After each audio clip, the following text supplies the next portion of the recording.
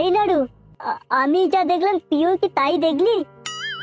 হ্যাঁ গো গুরু, তোমাদের টাবলুর মা আমার বৌদি, তোমার বউ ওই ঝোপের ভিতরে খচার বাল্যুর সঙ্গে কি করছিল?